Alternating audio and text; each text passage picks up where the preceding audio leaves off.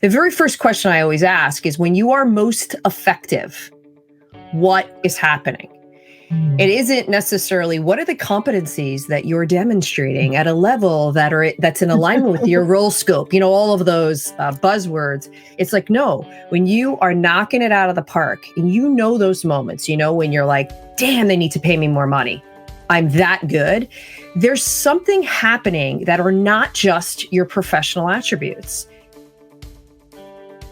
Welcome to Warriors at Work. This is Jeanie Coomber, your guide and host.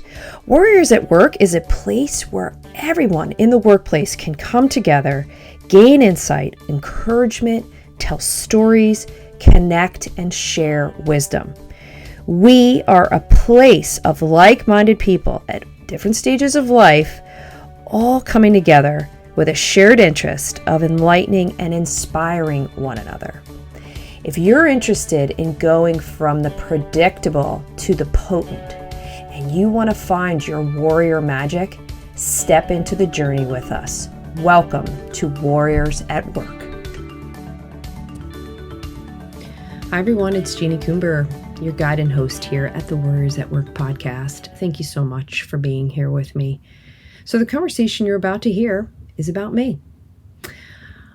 The microphone gets turned on me by a dear friend, colleague, and a member of the Warrior Magic community, Marissa Fernandez. She's not only an extraordinary marketer, consultant, coach, she can now add interviewing to her repertoire.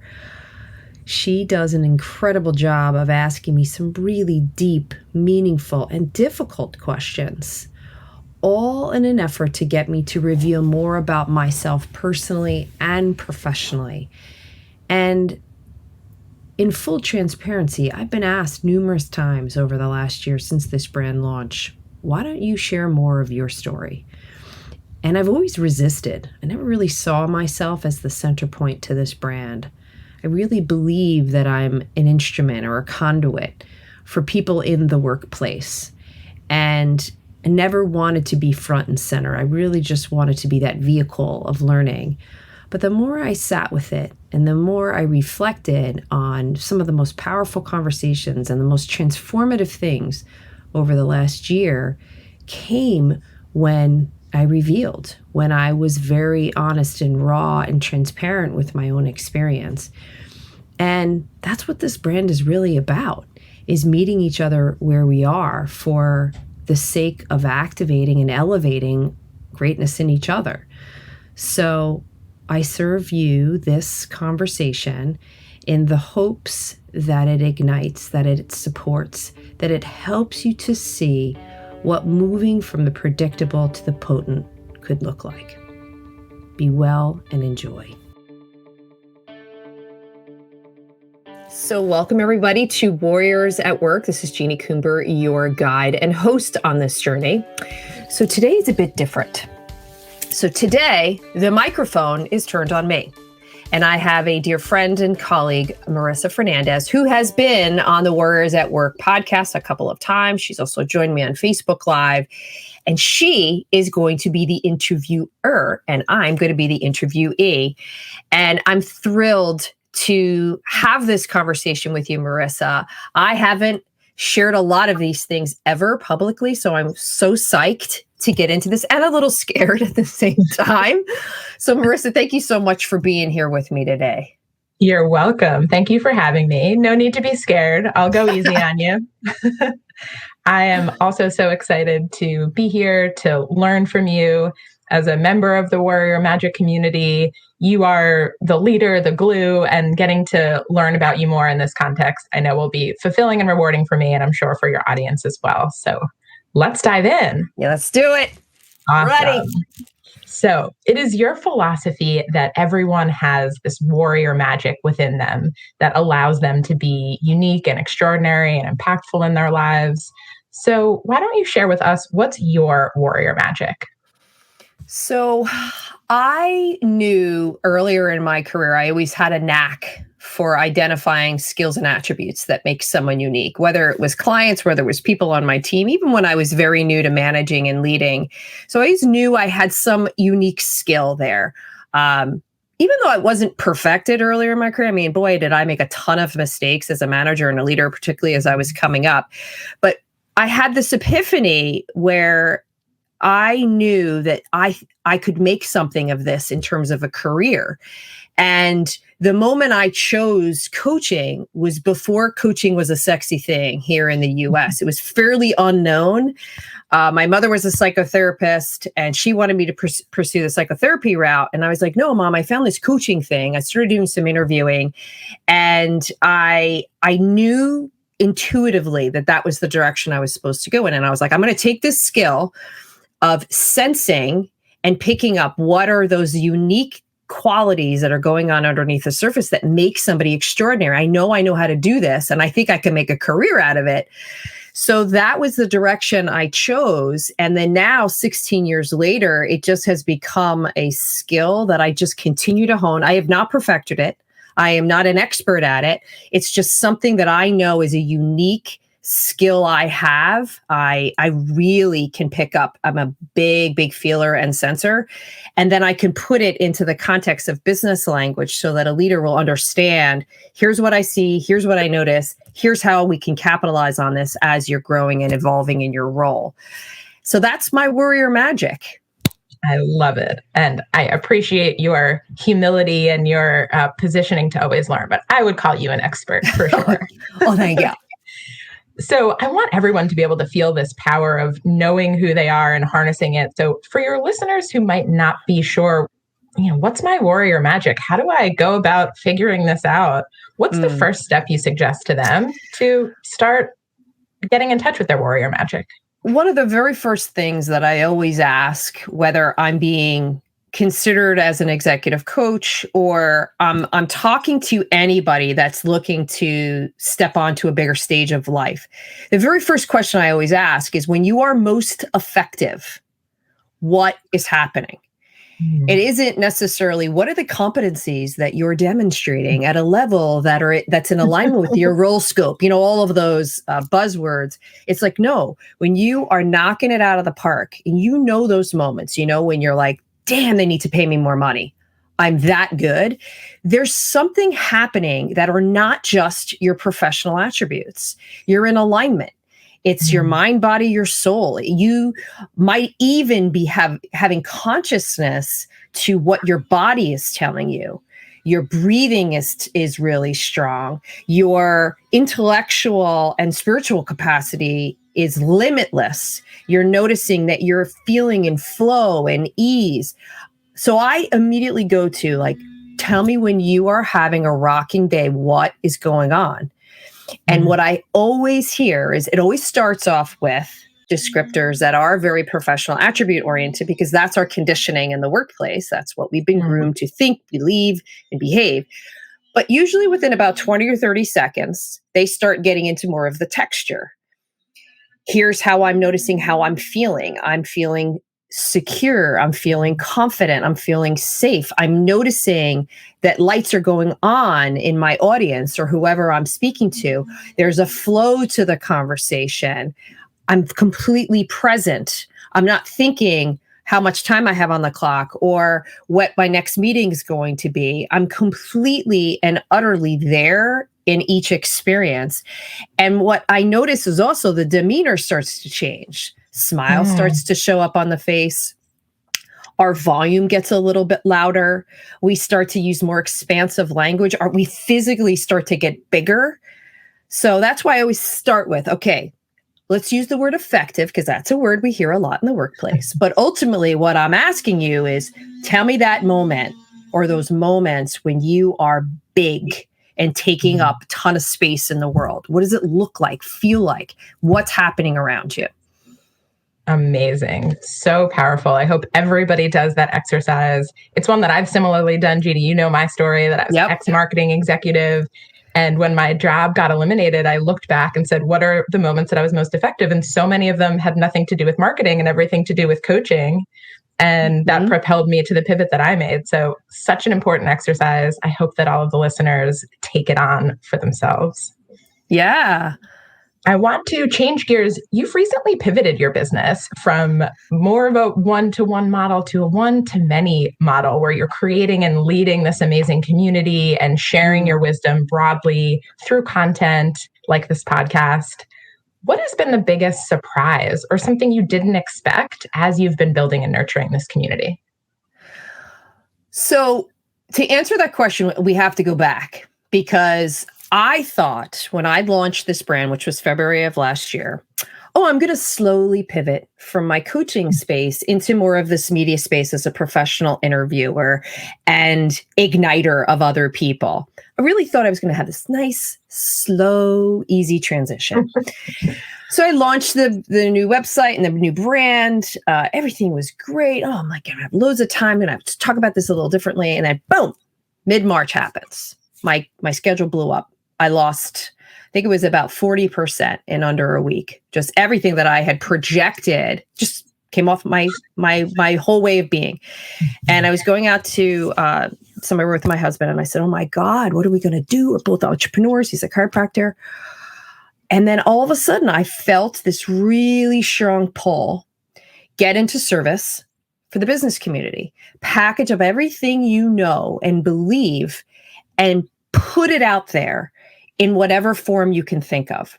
So I called a friend of mine, said, what the hell am I going to do here? I got this message. I don't know how to package this. She's like, you got to go on Facebook Live. I'm like, okay, show me that. So she came over Sunday, gave me a quick 20-minute tutorial. And she said, what are you going to talk about? I said, I haven't the slightest idea, but I'm just going to trust the process. I'm freaking out. I know everybody around me is freaking out, but we are smarter and stronger if we do this together. And I don't have to have it all itemized. It's not like I'm doing a presentation. I can just start with an idea and then we're going to go. So that Monday morning, off I went. And I think it was March 16th. I was originally doing it every day. Almost killed me. It's too much because I was also still handling coaching clients and things on the side. And the stories were, just heart-wrenching. Plus I was having my own experience. And I ended up finding a flow and it ended up just being one day a week. But quickly, within about 30 days, I started to see I'm onto something here. I am myself growing and evolving, which shocked me because I thought it was, if you were in service, you're simply just providing.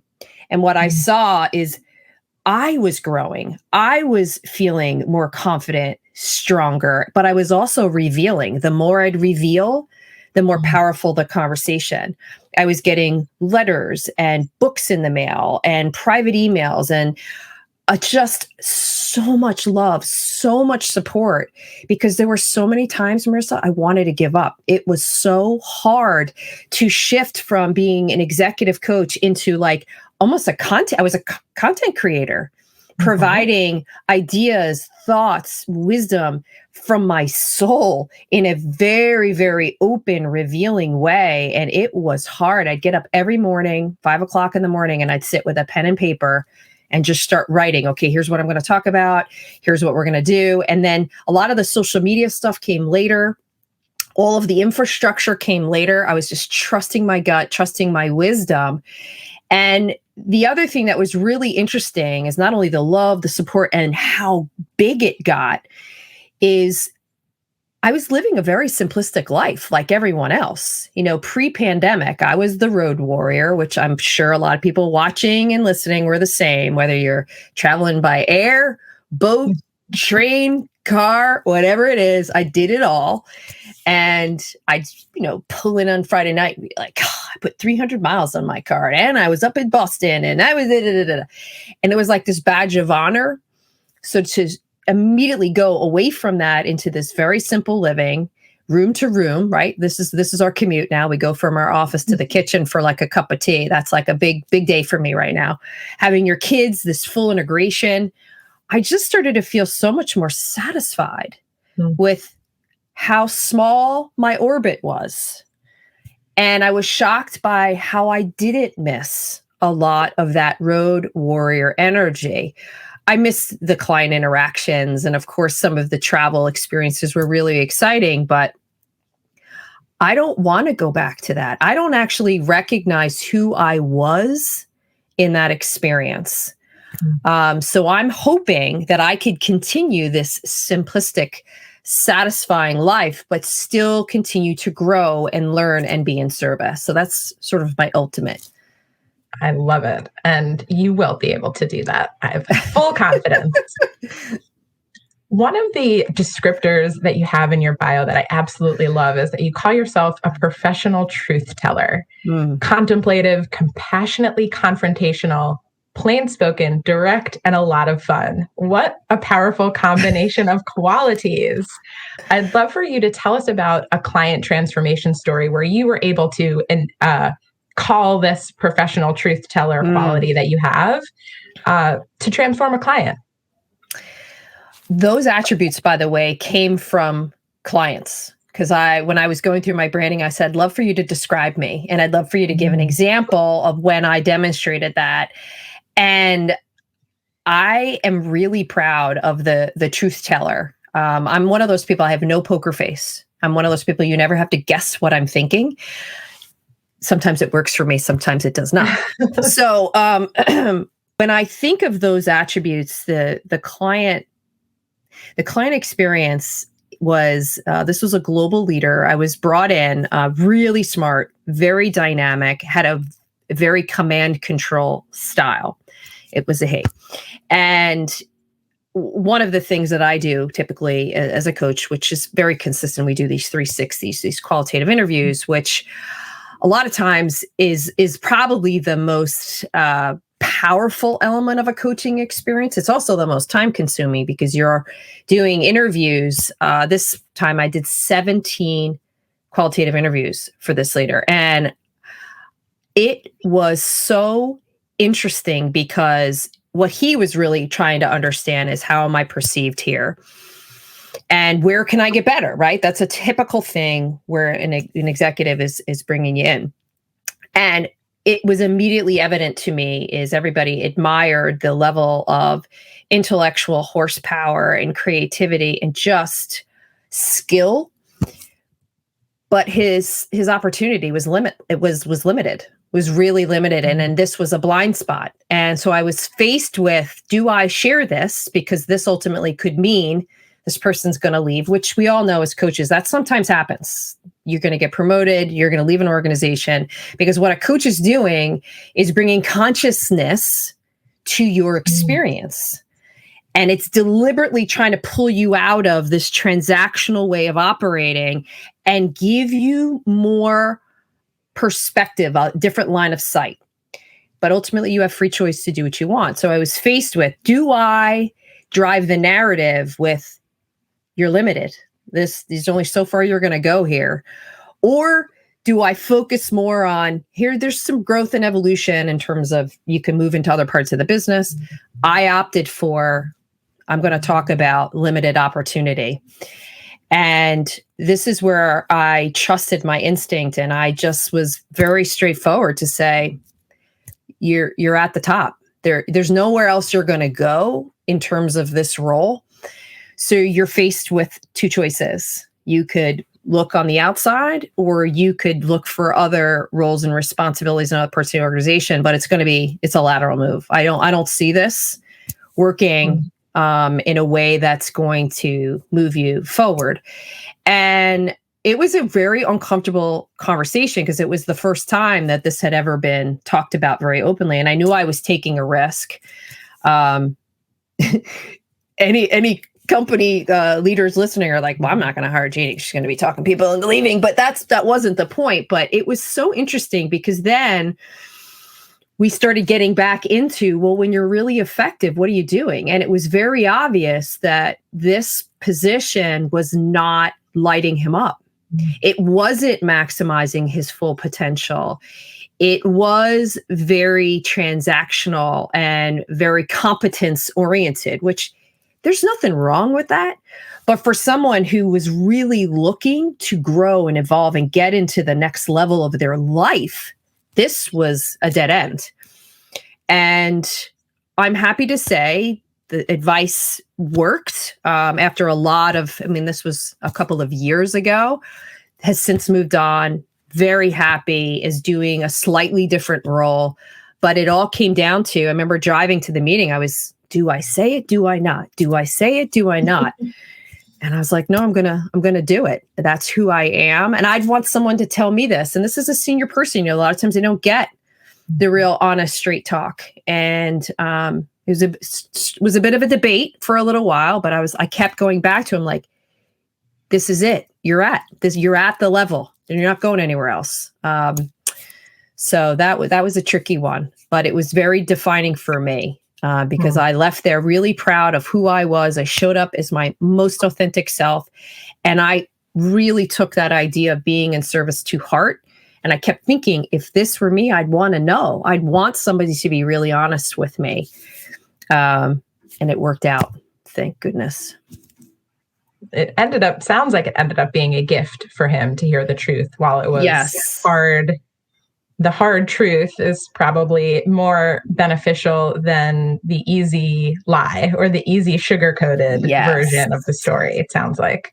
Yes. And, it took a little while for him to transition to another role, but he took the advice to heart, and we're still great friends, still in contact to this day. So excellent story. And it's a good thought-provoking sentiment for the audience to think about where they're not being fully truthful with themselves or with their team members, because ultimately the truth is what's going to help you or whoever you're referring to get really unlocked. And that's a great example.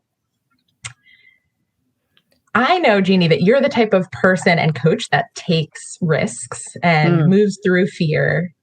And when you're doing that, you're not going to bat 1,000. So I'm curious, what's been your favorite failure? Failure. So that's not a word I use, actually. I don't think of failure. I just think of, and this was a mentor that helped me reframe it, is I think of it just didn't work out. It didn't work out as I had hoped. I try to stay away from the word failure because it hurts and it conjures up lots of stuff from the past that isn't necessarily true today. So, there's so many things that I've tried that haven't worked. And it's funny, I would actually answer it more personally than professionally. That's allowed. There's lots of things that I screw up as a parent.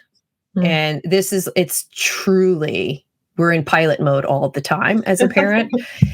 And sometimes I'll leave conversations and I'm like, yeah, that didn't go so well. That's going to backfire at some point. And then there's other times where I'm like, that went really well. And I'll tell you the real nuance. When I wasn't directing, telling, commanding, and driving, conversations are amazing. When I put my coaching hat on and I'm in inquiry and I ask just a lot of open-ended questions, the conversation goes way better. And I have 2 daughters. One is 16, one is 12. It works for both of them. It also works with personal relationships, which is interesting because I think it's fairly confident in saying this, is people will have the experience of me that I've got it all figured out. I do not have it all figured out. I really don't.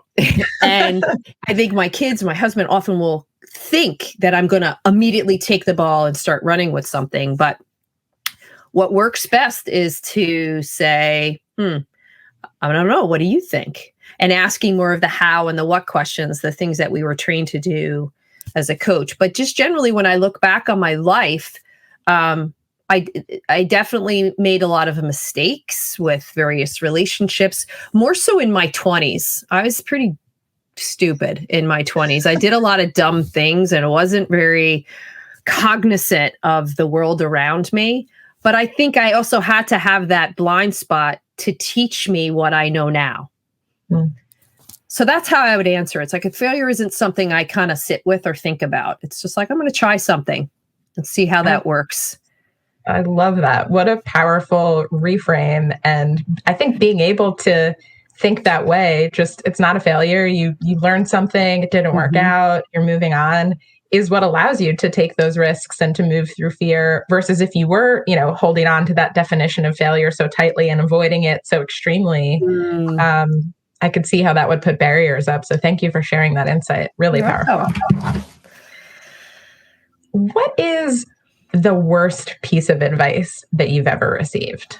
Oh, I was giving someone a final warning, and it was a really tricky conversation. There was a lot of emotion, and he wasn't really accepting it, and it got very escalated. And I came out, and our director of operations at the time could see on my face, and I was in my mid-20s, very new at a lot of these things.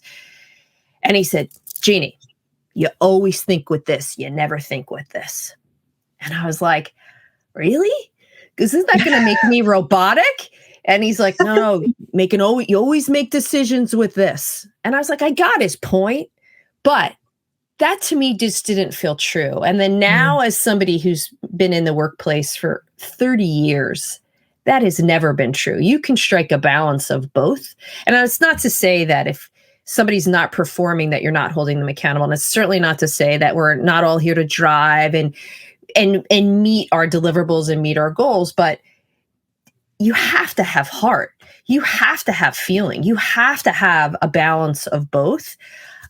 Made me sad to think of, like, wow, I don't want to create a workplace that's solely based on my intellectual horsepower and my ability to drive business decisions. So that, I think, was the worst thing anybody had ever said to me. And I was so impressionable in my 20s. I was like, okay, so that means I must be robotic. That must mean I must be transactional, which is where I think a lot of my bad nicknames came from. Because then I became such a driver.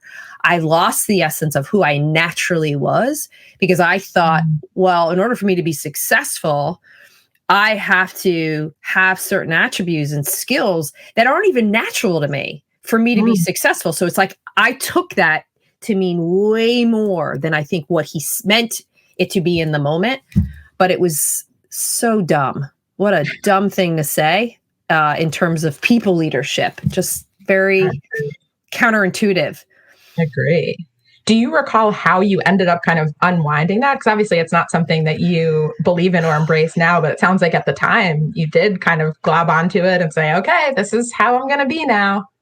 I remember as my role continued to grow and evolve, and I got an opportunity to spend a couple of years over in London. And then when I came back and the team expanded and all these other things, what I did was I over-indexed then on the connection side. And I was so focused on building interpersonal relationships that I actually dimmed some of my business acumen for the sake of harmony.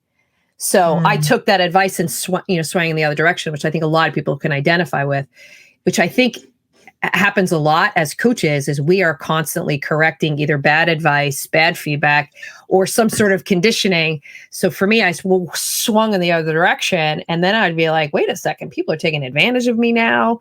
Not making good choices. I'm more concerned about harmony. So I started to come back towards the middle, right around the time when I left to be a coach. So I was like, okay, again, go back to one of my best skills is this idea of sensing and noticing what is going on underneath the surface. And it's like I turned it off just for the sake of want to make sure you're okay. I'm going to sacrifice my own well-being and joy to make sure you're okay. And it became a real problem. So you've found a good sweet spot, it sounds like, after spending time on both ends of the extreme. Yep. I'm curious, you talked about when you pivoted the company to a content company, you were really vulnerable, pouring out not just regurgitated quotes from other people or authors, but really you. What do you believe in? What's something that you believe in that most people don't? Ooh, one of the things that's really interesting is when I first launched this idea of doing the Warrior Magic community and going out there and doing these Facebook Lives, I researched, I was like Googling everybody. Where are the thought leaders? Who are the experts? Somebody tell me what I'm supposed to talk about. Crickets. I mean, you name the business leader, nobody was saying anything. So the one person who I really connected with was Gabby Bernstein. She was out on Instagram daily. She was doing meditations. She was doing breathing techniques. She was talking openly and honestly about the pain, the anxiety, the worry, the fear, all the things that we were experiencing. And what it did was it reminded me of my own capacity, my own power. And what I believe is that this goes back to really this idea of being really effective. You are always at your best when you've got alignment. And we all know those moments when we don't. When we are strictly thinking with our head and assessing something purely from a business perspective, instead of saying, what are some of the other elements here that might influence that? So what I believe is, why not have your soul and a strategy in the same conversation? Why not have your intellect and your intuition in the same conversation? And I challenge anybody that if you are operating with both of those things in sync, you're going to make much more holistic decisions that are going to have a short-term and long-term impact that's greater than you could ever imagine. And you're in flow. And we all have access to it. This is not just something that's, out there for intellectual conversation. It's like, we all have this. It's just a matter of tapping into it and recognizing that we all have this capacity. And I think the workplace has a lot to answer for us, is the conditioning. This is not how we're conditioned to think, to operate, to show up. We're not also conditioned to reveal and talk about things in a very open way. We have to compartmentalize who we are at work and who we are at home. And it's crazy to me, because one of the things we've learned the last year is this is full integration, whether we like it or not. And I don't think it's going to change anytime soon. So if it's full integration, we almost have permission now to investigate this through a different lens. So that's my philosophy. I love it. Soul plus strategy. That is just so powerful, so unique. More people need to hear it, in my opinion. I love it. So over the years, you're someone who's enrolled all different types of learning modalities to improve yourself, from shamans to healers, Reiki masters, psychics, yogis, business experts, you name it, the range, to expand your knowledge and wisdom and to create the person who you are today. If you could take a time machine back in time and give your 25-year-old self one or two pieces of best advice and wisdom that you've acquired over the years, what would you tell her? So going back to my 25-year-old self, I would say, take care of your mind, your body, and your soul. It's a long haul. This is not just getting through your 20s, getting through the week, getting to the weekend. It's a much longer journey from a career perspective. Also, stop listening to everything that everyone is saying about you, and ask yourself, what do you believe about you? And how can you bring that forward more often? I was so influenced by people that had more authority or power than me, and they were driving my career. I wasn't driving my career. I was getting promoted often. I was doing all these additional things, but I never really added, well, what do I want? It wasn't until that decision to leave corporate America and start my own thing that I was like, no, I'm going to do what I want. I'm going to do something that elevates my skills and my attributes and has a bigger impact on the world. So that's what I'd say. Love it. My 25 and older self has needed to hear that one too. So it's a great reminder, I'm sure, for your listeners, for me personally as well. So, all right, Jeanie, get back in the time machine. Okay. We're zooming past the present day, and now we're 20 years into the future. It's 2041. What do you hope is true about yourself and about this warrior magic community? Expressions like imposter syndrome are obsolete. Sentences that have soul and strategy are commonplace. That's what I want. I'm signing up for that future. I love it. Awesome. Okay, we're going to wrap up with something fun, a little speed round, Jeanie. So I'm going to ask you some quick fire questions, answer in a few seconds or less, whatever comes to mind. We're in the home stretch here, and look forward to your answers. Are you ready? I'm ready. Let's do it. When was the last time you said yes to something that scared you? 13 weeks ago, I signed up for a run club.